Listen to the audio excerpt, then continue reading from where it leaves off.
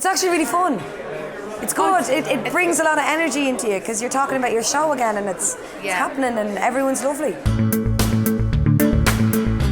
The reason we started was because we could see the explosion of companies and artists that were producing work in the fringe. There was an assumption that everybody knew everybody else, and we realised that they didn't. I'm just surprised at how open and lovely everybody is, and you've nothing to worry about. If I thought about it in the cold light of day last year, I would have gone, what's that about?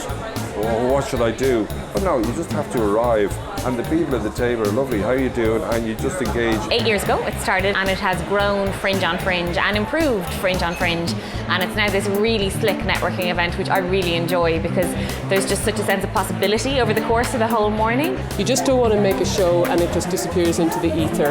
You want to try and find a way where if somebody makes a piece of work, that they are provided with some opportunity to meet with people who have the potential to present it. It's great. It's so much nicer than doing the emailing thing, you know, trying to contact venues, which can be a bit hard, a bit thankless as well, you know, if you don't get replies back. So this is just great to actually meet people face to face. This year we had 40 organisations, 50 companies, over 135 people participated in the whole event, which resulted in more than 800 meetings. And by the end of it, people are going off and they've made great connections, they've talked to people about touring their shows, and great things come out of it. You get to hone how you describe your work very quickly. It's lovely to actually talk about your show and not kind of be like, oh my God, do we need this on stage right kind of thing. It was actually lovely to kind of slightly remember why you're doing this. You find that the excitement in your work as well, and I found myself becoming more articulate actually about what the work is about and finding new ways of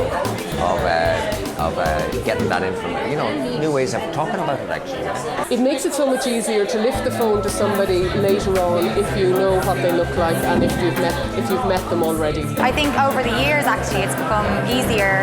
You start to know familiar faces and they get to know you. So I think it's probably about the longevity of the whole thing. So you know, the continuation has actually been the benefit for us, I think. And also it's great to just maybe say hello to some people that you know may not want to book your show, but they may want to keep in touch with you about future gigs as well. Not everybody would be interested in your show, you wouldn't be suitable, but it's lovely to start that working relationship with them. If you tried to set up all these meetings yourself, if you were a producer, it would take you probably 2 to 3 months worth of work. All of the companies will have about 12 meetings each. It works basically by matching the venues with the appropriate theatre makers, so that they can talk about the potential of presenting the work. First of all, you should have a show in the Fringe, and you would expect to register. You'll hear back from ITI, who will tell you how the event runs. We'll ask you to come in and meet with us to tell us a bit about your show so we can help match you with the right presenters. We'll give you tips on pitching your show, how to make the best use of your time, because the encounters are really quick. So, you know, you need to know how to open up, introduce yourself, pitch your show in 2 minutes, and have a meaningful conversation with somebody that hopefully will lead on to an offer for performances or a tour or some sort of engagement at a later date. I expected to come in here this morning and know about 80-90% of the people in the room who are doing shows in the Fringe. I'd say, even though I meet these people all the time and see their work, I'd say I only knew about 60%. I don't know where these people are coming from. These new artists all the time turning up, making work and presenting really good work.